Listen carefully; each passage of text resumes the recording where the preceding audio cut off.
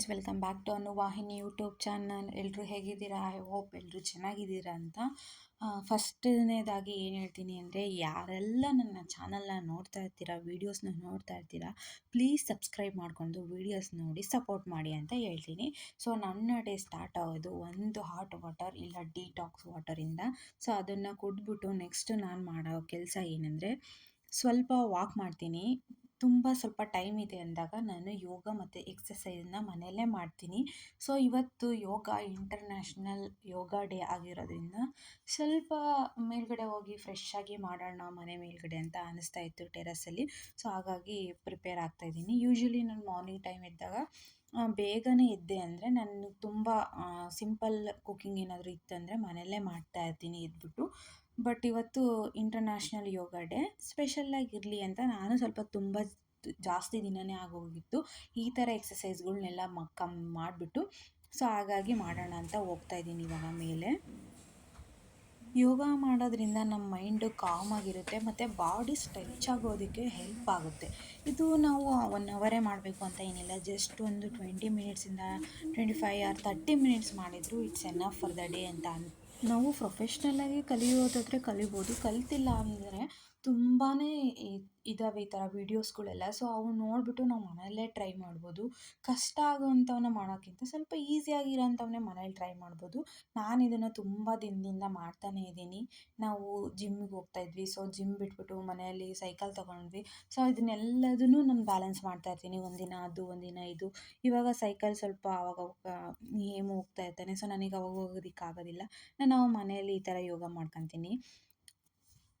ನಾನು ಯೋಗ ಡೇ ದಿನ ಮಾತ್ರ ತುಂಬಾ ಎಕ್ಸಸೈಸ್, ನನಗೆ ಎಷ್ಟು ನೆನಪಿದಾವೋ ಅಷ್ಟು ಎಕ್ಸಸೈಸ್ನು ಕಂಪ್ಲೀಟ್ ಮಾಡಿದ್ದೀನಿ.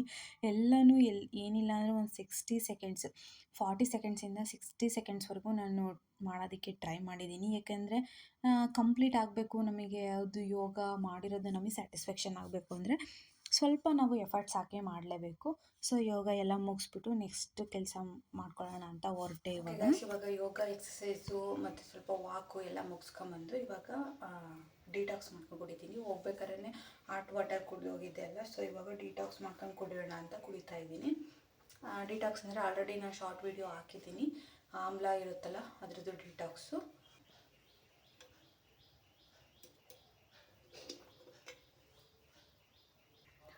ಆಮ್ಲ ಯೂಶ್ವಲಿ ತುಂಬಾ ಕಹಿಯಾಗಿರುತ್ತೆ, ಸೊ ಕುಡಿಯೋಕ್ಕಾಗಲ್ಲ. ನಾನಿವತ್ತು ಮಿಂಟ್ ಹಾಕ್ತಾಯಿಲ್ಲ, ಮಿಂಟ್ ಬದಲಾಗಿ ನಾನು ಕಲ್ಸಕ್ಕರೆ ಯೂಸ್ ಮಾಡ್ತಾಯಿದ್ದೀನಿ. ಸಕ್ಕರೆ ಅಲ್ಲ, ಇದು ಕಲ್ಸಕ್ಕರೆ ಹಾಕ್ಬಿಟ್ಟು ಕುಡಿಬೋದು, ಏನು ಪ್ರಾಬ್ಲಮ್ ಆಗಲ್ಲ.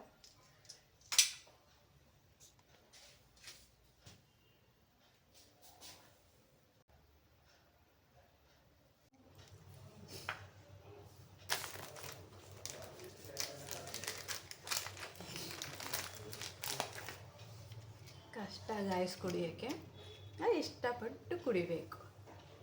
ಯಾಕೆ ಹೇಳು? Health benefits, due to the health benefits.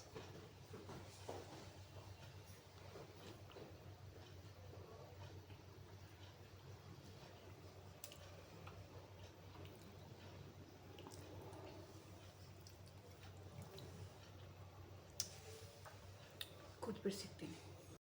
Exercise, ವಾರ್ಮಪ್ಪು ಮತ್ತು ಯೋಗ ಎಲ್ಲ ಇದಿಷ್ಟರಲ್ಲಿ ಯಾವುದಾದ್ರೂ ಒಂದು ಎಲ್ಲ ಆದಮೇಲೆ ನಾನು ಬಂದ ತಕ್ಷಣ ಸಡನ್ನಾಗಿ ಎಲ್ಲ ಕೆಲಸ ಮಾಡೋದಕ್ಕೆ ಹೋಗಲ್ಲ. ಸೊ ಸ್ವಲ್ಪ ಬ್ರೇಕ್ ತಗೊಂಡು ನಾನು ಅವಾಗ ಡಿಟಾಕ್ಸು ಯಾಕೆಂದರೆ ಹೋಗ್ಬೇಕಾರೆ ಇದನ್ನು ಕುಡಿದು ಹೋಗಿರ್ತೀನಿ, ಹಾಟ್ ವಾಟರ್ ಕುಡಿದು ಹೋಗಿರ್ತೀನಿ. ಸೊ ಬಂದಮೇಲೆ ಡಿಟಾಕ್ಸ್ ಬೇಕು ಅಂದರೆ ಡಿಟಾಕ್ಸ್ ಕೂಡ ಕುಡಿದು ರಿಲ್ಯಾಕ್ಸ್ ಮಾಡ್ತೀನಿ. ನೆಕ್ಸ್ಟ್ ಇನ್ನು ಉಳಿದಿರೋದು ಮನೆ ಕೆಲಸ ಎಲ್ಲ ಮಾಡ್ಕೊಳ್ಳಬೇಕಲ್ಲ, ಸೊ ಅದನ್ನೆಲ್ಲ ಕ್ಲೀನ್ ಮಾಡ್ಕೊತಾ ಇರ್ತೀನಿ. ಯಾಕೆಂದರೆ ಅವತ್ತು ಬೇರೆ ಸ್ಯಾಟರ್ಡೆ. ಯೂಶ್ವಲಿ ಸ್ಯಾಟರ್ಡೆ ಅಂದರೆ ನಮಗೆ ಸ್ವಲ್ಪ ಕೆಲಸ ಜಾಸ್ತಿನೇ ಇರುತ್ತೆ, ಯಾಕೆಂದರೆ ನಮ್ಮದು ಸ್ಯಾಟರ್ಡೆ ವಾರ. ಸೊ ಎಲ್ಲ ಮಾಡ್ಕೊಳ್ಳೋದ್ರೊಳಗೆ ಮಾಲ್ಟ್ ಕೂಡ ಮಾಡಿ ರೆಡಿ ಮಾಡಿಟ್ಟು ನಾನು ಫ್ರೆಶ್ ಅಪ್ ಆಗೋದಕ್ಕೆ ಹೋಗ್ತೀನಿ. ಯಾಕೆಂದರೆ ಬರೋದ್ರೊಳಗೆ ಸ್ವಲ್ಪ ಕೂಲಾಗಿರುತ್ತೆ. ಬಿಸಿದು ಕುಡಿಯೋಕ್ಕೆ ನನಗೆ ಸ್ವಲ್ಪ ಇಷ್ಟ ಆಗೋಲ್ಲ, ಸೊ ಹಾಗಾಗಿ ಕೂಲಾಗಿರೋದು ಕುಡಿತೀನಿ. ಸೊ ಇದು ಮಾಲ್ಟ್ ಮಾಡಿಬಿಟ್ಟು ನೆಕ್ಸ್ಟ್ ಫ್ರೆಶ್ ಅಪ್ ಆಗೋಕ್ಕೆ ಹೋಗ್ತೀನಿ. ಅಷ್ಟರೊಳಗೆ ಹೇಮಂತ್ ಫ್ರೆಶ್ ಅಪ್ ಆಗಿ ಬಂದು ಪೂಜೆ ಆಲ್ರೆಡಿ ಮಾಡಿರ್ತಾರೆ ಅವರು. ಯಾಕೆಂದರೆ ನಾನೆಲ್ಲ ಕ್ಲೀನ್ ಮಾಡಿಕೊಟ್ಟು ಹೋಗಿರ್ತೀನಿ, ಅವರು ದೇವ್ರ ಸಾಮಾನ ಕ್ಲೀನ್ ಮಾಡಿಕೊಂಡು ಪೂಜೆ ಮಾಡ್ತಾರೆ. ನೆಕ್ಸ್ಟ್ ಬಂದು ಇಬ್ಬರು ಕೂಡ ನಾನು ಫ್ರೆಶ್ ಅಪ್ ಆಗಿ ಬಂದು ಆಮೇಲೆ ಇಬ್ಬರು ಮಾಲ್ಟ್ ಕುಡಿತೀವಿ.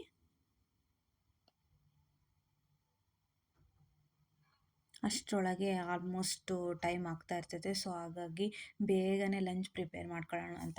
ಇವತ್ತು ಯಾಕೆ ಸ್ವಲ್ಪ ಬೇಗ ಮಾಡ್ತಿದ್ದೀನಿ ಅಂದರೆ ಅರ್ಪಿತಾ ಅವರಿಗೆ ಕಳಿಸ್ಬೇಕಿತ್ತು.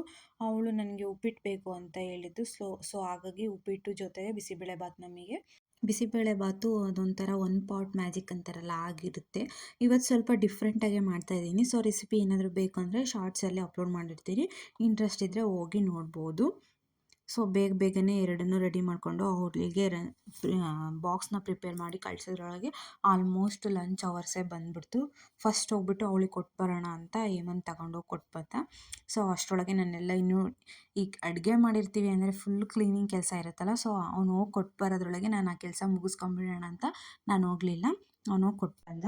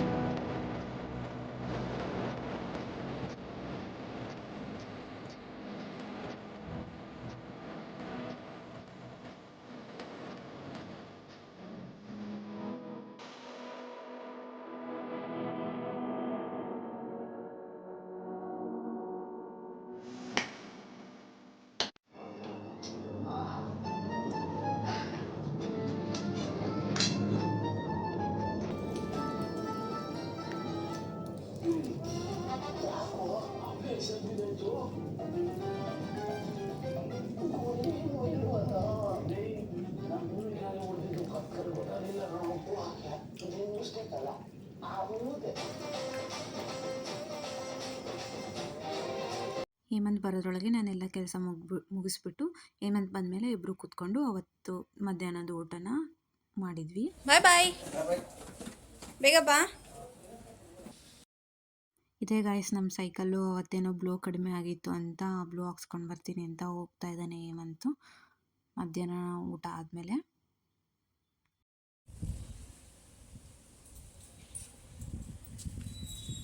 ಸ್ವಲ್ಪ ಹೊತ್ತು ರೆಸ್ಟ್ ಮಾಡಿ ಹೇಮಂತ್ ಬಂದಮೇಲೆ ಆಮೇಲೆ ನಾವು ಹೊರಟಿದ್ದೆ ಟೆಂಪಲ್ಗೆ ನಾವು ಹೋಗ್ಬೇಕು ಅಂದರೆ ಯಾವುದು ಅಂತ ಗೊತ್ತಿದೆಯಲ್ಲ, ಮ್ಯಾಂಡೇಟರಿ ಆಗಿ ಹೋಗೋ ಟೆಂಪಲ್ ನಾವು ಗಿರಿನಗರಲ್ಲಿರೋ ಕಾರ್ಯಸಿದ್ಧಿ ಆಂಜನೇಯ ಟೆಂಪಲು. ಸೊ ನಾವು ಅಲ್ಲಿಗೆ ಹೋಗ್ಬೇಕು ಅಂದರೆ ನಮಗೆ 1 ಅವರ್ ಮನೇನ ಬಿಟ್ಟಿರಬೇಕು. ಯಾಕೆಂದರೆ ನಾವು ಅಲ್ಲಿ ರೀಚ್ ಆಗೋದ್ರೊಳಗೆ 5 ಬಿಟ್ಟರೆ ನಾವು ಅಲ್ಲಿ ರೀಚ್ ಆಗೋದ್ರೊಳಗೆ 6 ಆಗಿರುತ್ತೆ.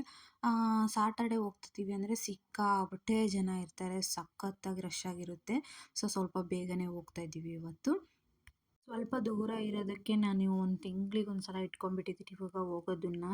ಸೊ ಒಂದು ಅಟ್ಲೀಸ್ಟ್ 15 ಡೇಸ್ಗೆ ಒನ್ಸ್ ಹೋಗೋ ಥರ ನಾನು ಪ್ಲ್ಯಾನ್ ಮಾಡ್ಕೋಬೇಕು. ಇನ್ನು ನಮ್ಮ ಮನೆ ನಿಯರ್ ಬೈ ಯಾವುದಿರುತ್ತೋ ಅಲ್ಲೇ ಹೋಗ್ತಾ ಇದ್ದೀನಿ ಇವಾಗ. ನನಗೆ ಅಲ್ಲಿ ಹೋದರೂ ಅಲ್ಲಿ ಹೋಗಿದಷ್ಟು ಸಮಾಧಾನ ಆಗೋದೇ ಇಲ್ಲ.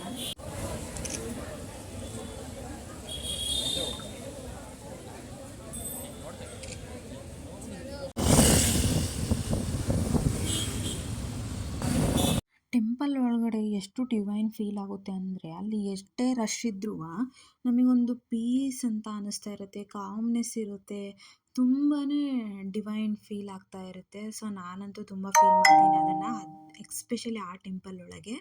ಸೊ ಅಲ್ಲಿಂದ ನಾವು ವಾಪಸ್ಸು ನೆಕ್ಸ್ಟ್ ಮನೆಗೆ ಹೊರಟ್ವಿ. ಆನ್ ದ ವೇ ಹೋಗ್ತಾ ಸ್ವಲ್ಪ ಚಾಟ್ಸ್ ತಿನ್ಕೊಂಡು ಹೋಗೋಣ ಅಂತ ಒಂದು ಡಿಪ್ ಇಡ್ಲಿ ಹಾಗೇನೆ ಒಂದು ಪಾನಿಪುರಿ ಏನೋ ತಗೊಂಡಿದ್ದೆ ನಾನು. ನನಗಂತೂ ಸ್ವಲ್ಪನೂ ಇಷ್ಟನೇ ಆಗಲಿಲ್ಲ. ಸೊ ತಗೊಂಡಿದ್ದೀವಿ ಅಂದ್ಕೊಂಡು ತಿನ್ಕೊಂಡು ಹಾಗೆ ಮನೆಗೆ ಹೊರಟೆ. ಸೊ ಮನೆಗೆ ರೀಚ್ ಆಗೋದ್ರೊಳಗೆ ಡಿನ್ನರ್ ಟೈಮ್ ಆಗೋಗ್ಬಿಟ್ಟಿತ್ತು. ಸೊ ಬೇಗನೆ ಮಾಡ್ಕೊಂಡ್ಬಿಡೋಣ, ಏನಾದರೂ ಒಂದು ಸಿಂಪಲ್ ಡಿನ್ನರ್ ಅಂತ ದೋಸೆ ಮಾಡ್ಕೊತಾ ಇದ್ದೀನಿ. ದೋಸೆ ಒಂದೇ ಒಂದು ಹಾಕಿದ್ದೆ, ಗ್ಯಾಸ್ ಖಾಲಿ ಆಗೋಗ್ಬಿಡ್ತು. ಮತ್ತೆ ಅದನ್ನು ಬುಕ್ ಮಾಡಿಕೊಂಡು ನಾವು ಡೆಲಿವರಿ ತೊಗೊಳೋದ್ರೊಳಗೆ ಆಲ್ಮೋಸ್ಟ್ ಒಂದು ಹಾಫ್ ಆನ್ ಅವರೇ ಆಗೋಗ್ಬಿಡ್ತು. ಸೊ ಇವಾಗ ನಾನು ದೋಸೆ ಹಾಕ್ತಾಯಿದ್ದೀನಿ. ಗ್ಯಾಸ್ ಕನೆಕ್ಷನ್ ಕೊಟ್ಟಮೇಲೆ ಹಾಕಿದ್ಮೇಲೆ ದೋಸೆ ರೆಡಿ ಆಯಿತು. ಸೊ ದೋಸೆ ತಿನ್ಕೊಂಡು ನೆಕ್ಸ್ಟು ಇನ್ನು ಉಳಿದಿದ್ದ ಕೆಲಸ ಇದೆಲ್ಲ, ಅಡುಗೆ ಮಾಡ್ತಿದ್ದೀವಿ ಅಂದರೆ ಎಷ್ಟು ಕೆಲಸ ಇರುತ್ತೆ ಅಂತ ಮಾಡಿರೋರಿಗೆ ಗೊತ್ತಿರುತ್ತೆ. ಸೊ ಅದನ್ನೆಲ್ಲ ಮಾಡಿಕೊಂಡು ಎಲ್ಲ ಕೆಲಸ ಮುಗಿಸ್ಕೊಂಡು ನೆಕ್ಸ್ಟ್ ವಾಕ್ ಹೊರಟ್ವಿ.